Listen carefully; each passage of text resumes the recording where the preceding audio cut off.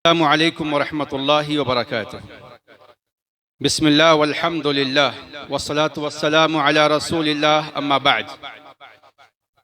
मुहतरम हाज़रीन और ख़वातीन इस्लाम, आज की तरावीह में सूरह यूनुस की तिलावत हमने समाअत की है। सूरह यूनुस मुकम्मल हुआ है। आज इंशाअल्लाह आप हजरात के सामने इस सूरह की कुछ मुंतखब आयतों का माना मफ़हूम पेश किया जाएगा। कल जो सूरह हमने जिसका माना मफ़हूम समझने की कोशिश की थी, सूरह तौबा है। सूरह तौबा के बाद सूरह यूनुस का तज़किरा है। सूरह यूनुस सूरह नंबर 10 है।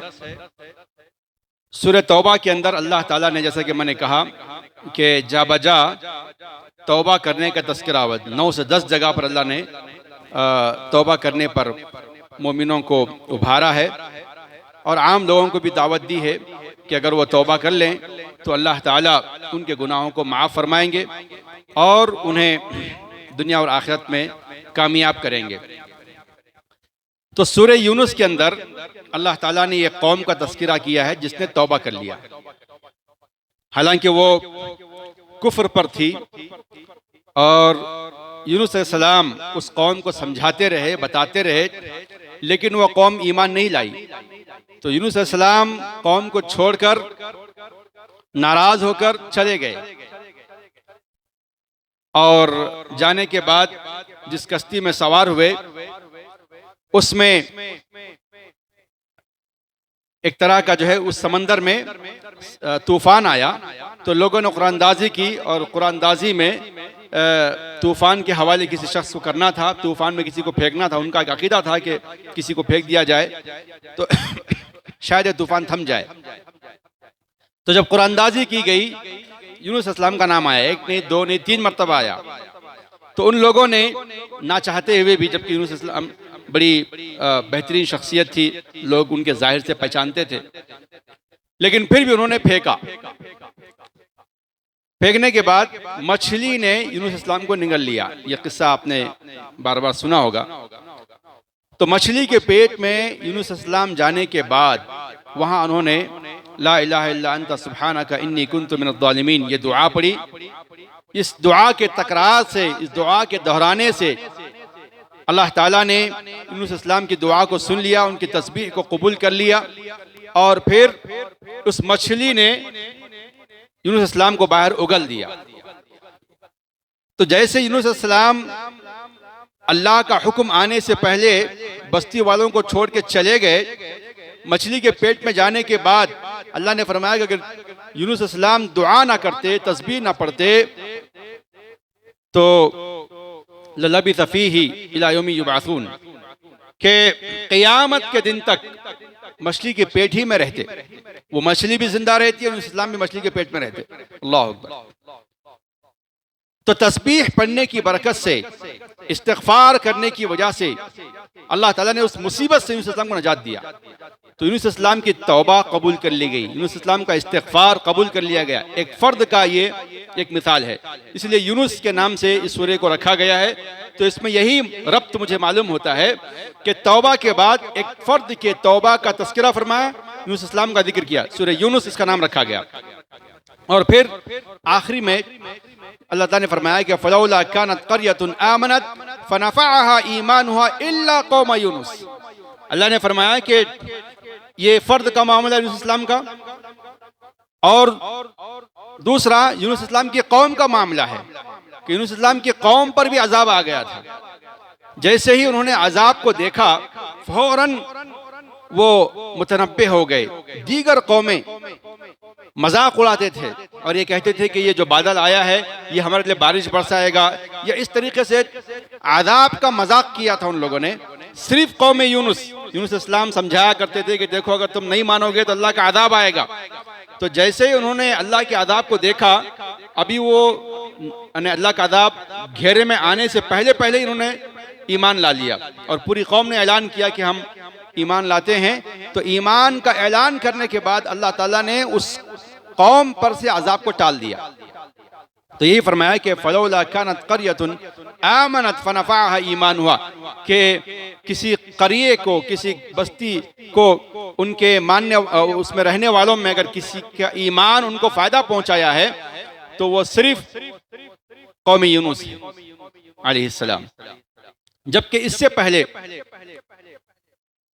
फिरौन का तस्करा हुआ है, जिसमें फिरौन भी ईमान लाया था, मरने से पहले पहले ईमान का ऐलान किया था, लेकिन सकरात का आलम तारी होने के बाद, मौत के फरिश्तों को आंखों से देखने के बाद, तो फिरौन का ईमान कबूल नहीं किया गया। उससे पहले की आयत में है, देखिए आप।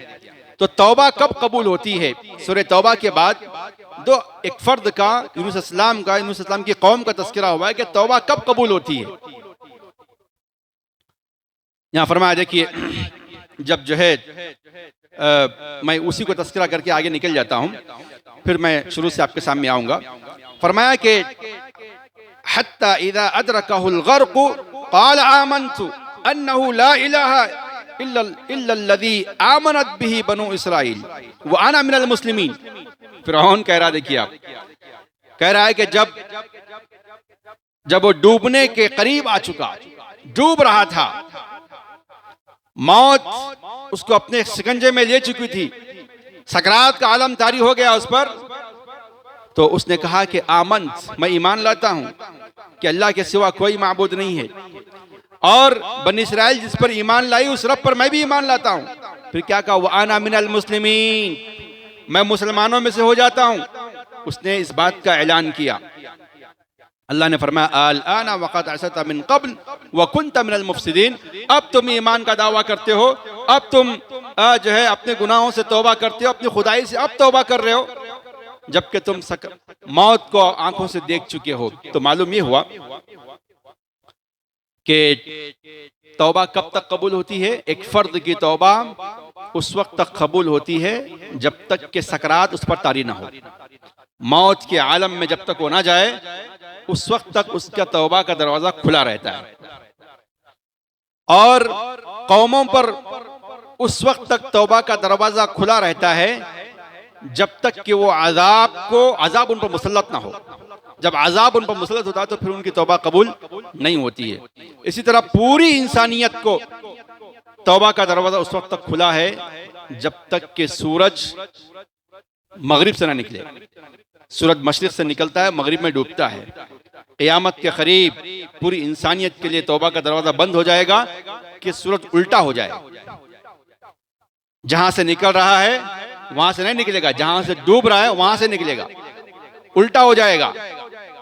तो जिस वक्त जहां सूरज डूबता है वहां से निकलेगा, मगरिब मशरिक हो जाएगा और मशरिक मगरिब, तो उसके बाद तौबा इंसानियत पर तौबा का दरवाजा बंद हो जाएगा। उसके बाद अल्लाह किसी की तौबा कबूल नहीं करेगा, उसके बाद क़यामत वाक़ई हो जाएगी। तो ये 3 मरहले हैं, फर्द के लिए उसकी मौत तक, कौम के लिए अजाब को आंखों से देखने से पहले पहले तक, और पूरी इंसानियत के लिए सूरज मगरिब से निकलने तक। तो ये अल्लाह ताला ने जो है तौबा के ताल्लुक से ये बातें इरशाद फरमाई हैं, जो कि आज हमारे ने तरावीह में आई हैं कि यूनुस अलैहिस्सलाम की कौम ने अजाब देखने के बाद फौरन वो पूरी कौम रुजू हो गई और गिड़गिड़ाने लगी, अल्लाह से दुआएं करने लगी, माफ़ी मांगने लगी, ईमान का ऐलान करने लगी। अल्लाह ताला उन पर रहम किया और उस अजाब को टाल दिया। तो मालूम ये हुआ कि कौम पर जब अजाब आता है तो उन्हें चाहिए कि वो अपने गुनाहों का एहसास करें, तौबा व इस्तिग़फ़ार करें, तो अल्लाह ताला उनसे उस अजाब को टाल सकता है। तो अब आइए, इसीलिए सूरह तौबा के बाद सूरह यूनुस का तज़किरा हुआ है। इसके अंदर तौबा की कबूलियत का एक वाक़या यूनुस अलैहिस्सलाम का भी इसमें जिक्र है और फिर उनकी कौम का भी जिक्र है। अब आइए, सूरह यूनुस में जो चंद आयतें हैं, मैं उनमें से चंद आयतों को आपके सामने पेश करना चाहता हूँ। अल्लाह ने फरमाया, इन्ना रब्बकुमुल्लाहुल्लज़ी खलक़स समावाति वल अर्ज़ फ़ी सित्तति अय्याम, तुम्हारा रब वो है जिसने आसमान और ज़मीन को पैदा किया है 6 दिनों में। सुम्मा इस्तवा अलल अर्श, फिर अल्लाह ताला अर्श पर मुस्तवी हो गया। युदब्बिरुल अम्र, वहाँ से अल्लाह अपने मामलात की तदबीर करता है। मा मिन शफ़ीइन इल्ला मिन बअदि इज़्निह, अल्लाहु अकबर। अल्लाह ने अपने आसमान और ज़मीन की खिलकत का तस्करा करने के बाद, अर्श अजीम पर मुस्तवी होने का जिक्र करने के बाद अल्लाह ताला ये फरमाते हैं कि अल्लाह की जनाब में कोई भी सिफारिश करने का हक नहीं रखता है सिवाय अल्लाह की इजाज़त से।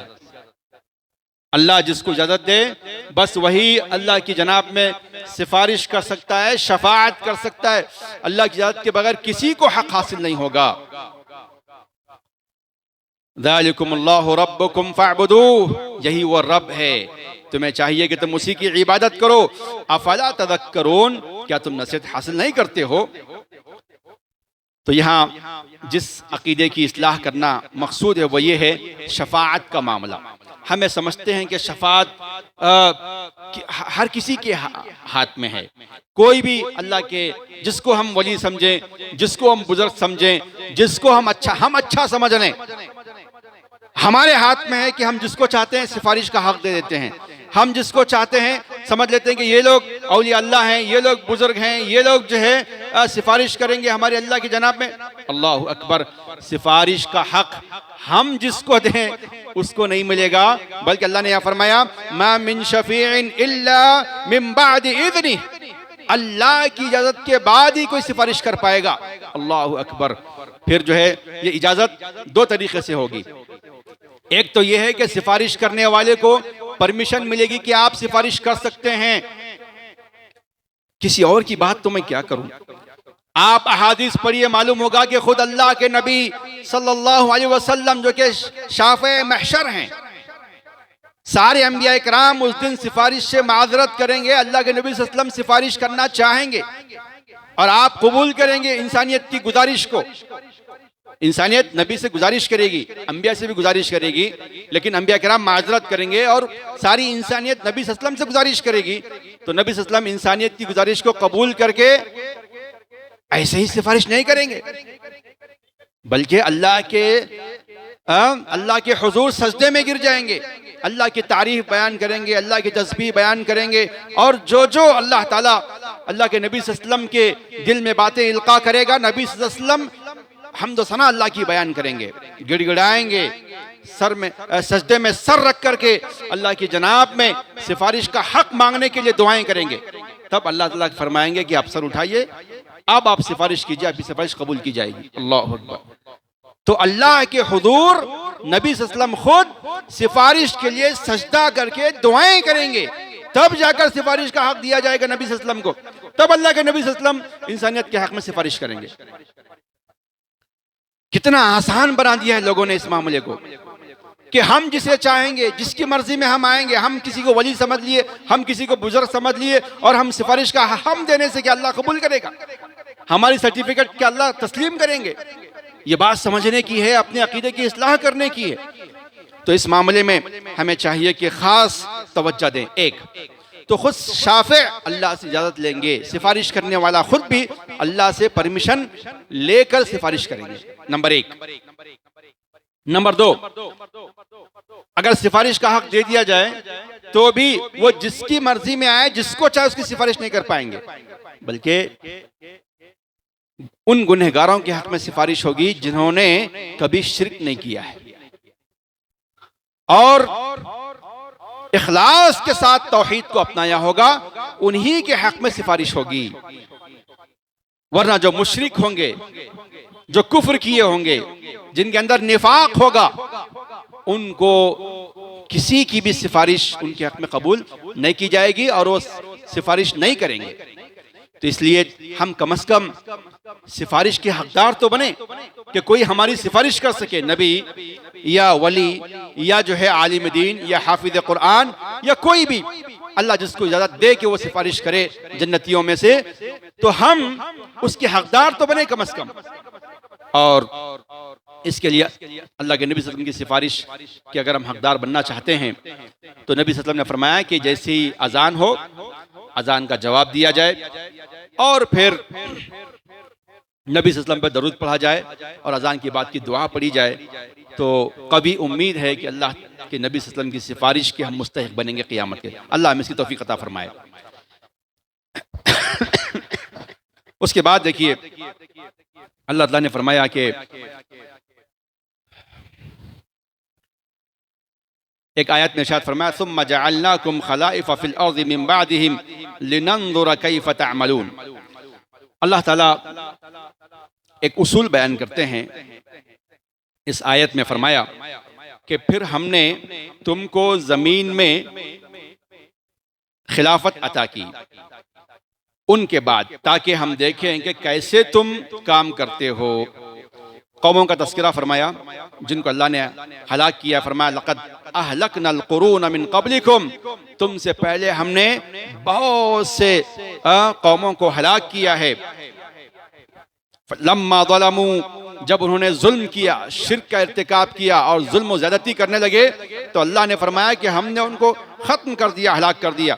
वजाअतहुम रुसुलुहुम बिल बय्यिनात, और उनके पास उनके रसूल वाज़ेह निशानियां लेकर आए। मा कानू लियुमिनू, ये लोग उन पर ईमान नहीं लाए। कज़ालिका नज़्ज़िल कौमल मुजरिमीन, फरमाया कि मुजरिम कौमों के साथ हम ऐसे सलूक करते हैं। उनको ख़त्म करने के बाद, मुजरिमों को हलाक करने के बाद फरमाया कि फिर हमने तुमको ज़मीन में खिलाफत अता की ताकि हम देखें कि तुम कैसे काम करते हो। तो मालूम ये हुआ कि मुसलमानों को जब अल्लाह ताला मुकाम देते हैं, मर्तबा देते हैं, हुकूमत देते हैं, सियासत में जब वो कामयाबी हासिल करते हैं किसी भी जगह पर, चाहे छोटी पोजीशन हो चाहे बड़ी पोजीशन हो, किसी को मिलती है तो अल्लाह ताला ये देखते हैं कि ये कैसे काम करते हैं, अमानतदारी से इस ओहदे का हक अदा करते हैं कि नहीं अदा करते हैं, ये देखा जाता है। तो सिर्फ लीडर बन जाना, सिर्फ जो है अमीर बन जाना, सिर्फ जो है सदर बन जाना, सिर्फ जो है किसी महल्ले का या किसी इलाके का बड़ा बन जाना, इतना काफ़ी नहीं है। बल्कि अगर अल्लाह ताला जिम्मेदारी देते हैं तो उसके बाद ये देखते भी हैं कि ये कैसे जिम्मेदारी निभाता है।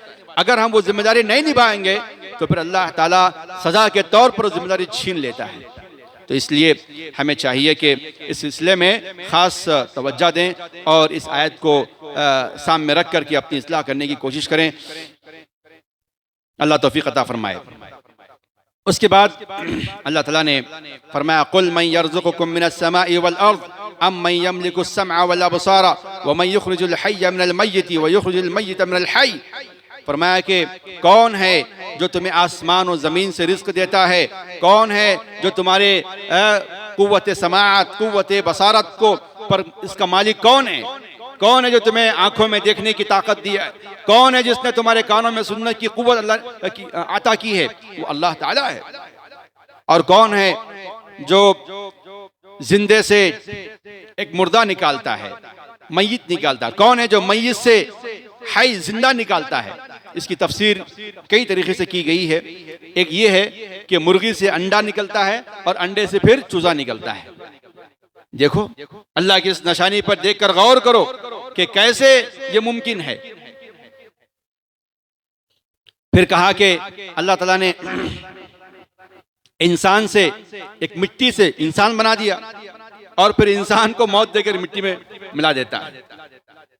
ये गौर करने की जरूरत है, इस पर गौर व फिक्र करने की जरूरत है। अल्लाहु अकबर। फिर फरमाया कि वमन युदब्बिरुल अम्र, कौन है जो सारे मामलात की तदबीर करता है। फसयक़ूलून अल्लाह, जब ये सवाल पूछोगे आप तो वो लोग कहेंगे, कुफार भी कहेंगे, सारे लोग कहेंगे कि अल्लाह ताला है। फिर फरमाया अफला तत्तकून, क्या फिर तुम डरते नहीं अल्लाह से, क्या तुम तक़वा इख्तियार नहीं करते, क्या तुम इस्लाम कबूल नहीं करते। तो मालूम ये हुआ कि सारे इंसान मानते हैं कि ये सारे काम जिसको उन्होंने खुदा बना के रखा है वो नहीं करते हैं। ये सब काम अल्लाह ताला ये सब काम अंजाम देता है। लेकिन इसके बावजूद जब इबादत का मामला आता है तो वो अल्लाह को छोड़कर गैरुल्लाह की इबादत करते हैं, अपने खुद साख्ता माबूदों की इबादत करते हैं। फरमाया फ़ज़ालिकुमुल्लाहु रब्बुकुमुल हक़, यही अल्लाह है, तुम्हारा रब है, तुम्हारा माबूद है, यही पर हक माबूद है, तुम उसी की इबादत करो। और जितने जो दीगर हैं ये सब फमा बादल हक़ इल्ला दलाल, अब हक के बाद, माबूद पर हक के बाद अब तुम जिसकी भी इबादत करोगे ये गुमराही है। तो इसलिए साफ तौर पर जो है अल्लाह ने फरमाया फ़अन्ना तुसरफून, फिर तुम कहाँ फिरे जा रहे हो, कहाँ तुम जो है हैरान और परेशान हो। उसके बाद जो है जो आयतें आई हैं उनमें से अल्लाह ने फरमाया कि वमा यत्तबिउ अक्सरुहुम इल्ला ज़न्नन इन्न ज़न्न ला युग़नी मिनल हक़्क़ि शैआ। दुनिया में बहुत से लोग सिर्फ गुमान की पैरवी करते हैं, ख्याल की पैरवी करते हैं, अपने तरफ से जो चीज़ बना लिया है उसकी पैरवी करते हैं, हक़ की पैरवी नहीं करते हैं। और इन्न ज़न्न ला युग़नी मिनल हक़्क़ि शैआ, और गुमान ख्याल हक़ के मामले में कोई फ़ायदा नहीं पहुँचाता है। उसके बाद अल्लाह ताला ने जो आयत सूरह यूनुस में आज की जो आयत आई है, बहुत गौर करने की ज़रूरत है उस आयत पर। फरमाया कि अम यक़ूलून अफ्तरा, क्या ये लोग कुफ़ार मक्का ये कहते हैं कि इस कुरान को मोहम्मद सल्लल्लाहु अलैहि वसल्लम ने अपनी जानिब से घर लिया है। क़ुल फ़अतू बिसूरतिम मिस्लिही, फरमाया कि अगर तुम ऐसा कहते हो, ऐसा दावा है तुम्हारा, तो फिर लेकर आओ कुरान जैसी एक सूरत लेकर आओ, एक छोटा सूरा बना के दिखाओ। वदउ मन इस्तताअतुम मिन दुनिल्लाहि इन कुंतुम सादिकीन, अल्लाह के अलावा जिसको चाहते हो बुला लो, तुम जिससे चाहते हो चैलेंज है, खुला क़यामत की सुबह तक चैलेंज है। अल्लाह अकबर। अभी जो AI आर्टिफिशियल इंटेलिजेंस को सामने रख करके जो मशीन बनाई गई चैट GPT, ये देखिए क़यामत की सुबह तक ये अल्लाह का ये चैलेंज क़यामत की सुबह तक है। और कितना बड़े से बड़ा इंसान भी आ जाए, बड़े से बड़ा अदीब आ जाए, पूरी दुनिया के ये बातिल खुदा मिल जाएं, पूरी दुनिया के अदीब मिल जाएं, तो भी कुरान जैसी सूरत सब मिलके भी नहीं बना सकते हैं। कोई एक बंदा बनाए तो दूर की बात है, सब मिलके भी नहीं बना सकते हैं। तो कई साइंटिस्ट मिलकर के चैट GPT को उन्होंने बनाया, AI आर्टिफिशियल इंटेलिजेंस को जो है उसको तरतीब दिया। उसके बाद जो भी आप उससे सवाल करते हैं वो जवाब देता है, जो आप पूछते हैं वो लिख देता है। आप कुछ भी कीजिए, आप जानते होंगे जो नए नए नौजवान हैं सब अच्छी तरीके से वाकिफ हैं जी, उससे भी डीप सीक आ गया है, उससे भी फास्ट है। और मैं अपील करता हूं कि आप लोग कुछ बनाइए जो उससे भी फास्ट हो जी। मुसलमान नौजवानों को चाहिए कि वो इस मैदान में आगे आएं, अपने दिमाग को यहाँ लगाएं, वो बेकार की चीजों में दिमाग लगा के जो है वहां हम पड़े हुए हैं। आइए इसमें आगे बढ़िए। बहरहाल उस पर जो है जब एक साहब ने उस पर तहकीक की और कहा कि कुरान जैसी एक सूरत बना के दिखाओ, अल्लाह अकबर। चैट GPT में जवाब में कहा कि मैं इस जैसा कुरान, इस जैसी कोई सूरत नहीं बना सकता हूँ, माजरत कर दिया उसने। तो मालूम ये हुआ कि कुरान का ये दावा न सिर्फ इंसान के लिए है, बल्कि क़यामत की सुबह तक जितनी भी चीजें ईजाद होंगी सबके लिए। कुरान जैसी कोई चीज बना नहीं सकते। अल्लाह ने जो है ये बात जो जिक्र की है सूरह यूनुस के अंदर, ये चैलेंज क़यामत की सुबह तक है और कोई भी चीज इस जैसा कलाम पेश नहीं कर सकती है। तो हमें चाहिए कि हम कुरान पर ईमान में इजाफा करें और कुरान को पढ़ें, उसे सीखें, उसे समझें। मालूम ये हुआ कि चैट GPT भी जब इस जैसा नहीं बना सकता है तो मुबारक है उन लोगों को जो जिनके सीने में कुरान महफूज है, ऐसा कलाम महफूज है जिसे कोई मशीन भी उसकी कॉपी नहीं कर सकती है। तो याद कीजिए, इसको महफूज रखिए। इससे छोटे छोटे बच्चों के सीनों में भी कुरान महफूज हो जाता है, वो याद कर लेते हैं, पढ़ते हैं, सुनाते हैं और फिर जो है इस कलाम को अपने सीने में महफूज रखते हैं। तो सीना मुबारक सीना है, तो चाहिए कि हम इस पर तवज्जो दें। उसके बाद फरमाया कि वलिकुल्लि उम्मतिन रसूल, अल्लाह ताला ने हर उम्मत के लिए एक रसूल भेजा है।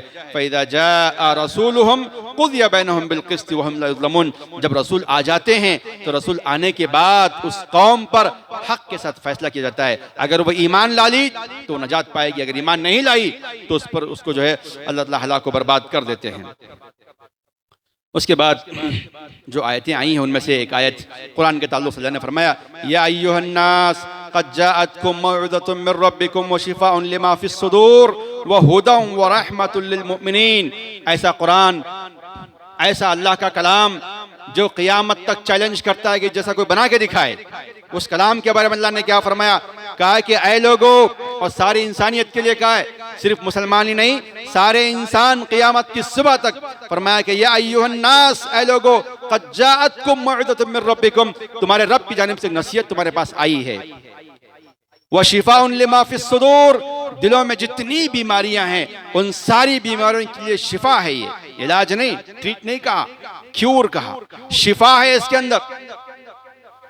वह हुदन, और ये अल्लाह का कलाम कुरान मजीद हिदायत का जरिया है। वह रहमतुल लिल मुमिनीन, और जो मोमिनीन हैं उनके लिए ये कुरान एक रहमत का जरिया है। अल्लाह अकबर।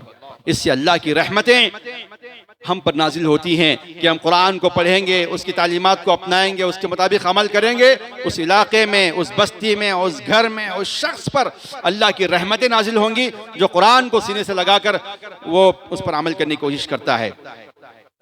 और दिलों में जितनी बीमारियां हैं उन सारी बीमारियों के लिए शिफा बख्श इलाज इस कुरान में मौजूद है। हमें चाहिए कि हम कुरान को कसरत से पढ़ें, उसकी तिलावत करें। अभी रमज़ान का ये महीना जिसकी 2 दहे गुजर चुके हैं, 20 रमज़ान की 20 तारीख गुजर रही है जी। 20वां रोज़ा हम कल रखेंगे।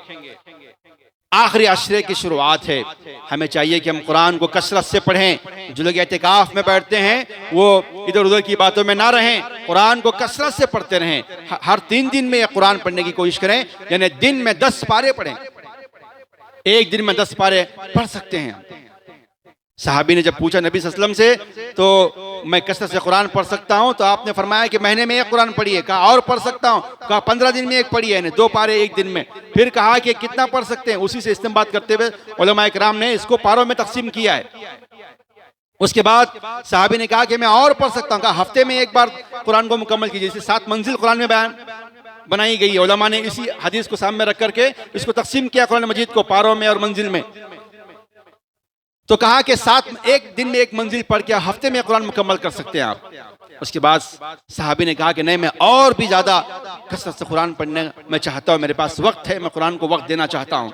तो कहा कि 3 दिन में 1 मरतबा कुरान मुकम्मल करो आप, यानी 10 पारे एक दिन में हम पढ़ सकते हैं।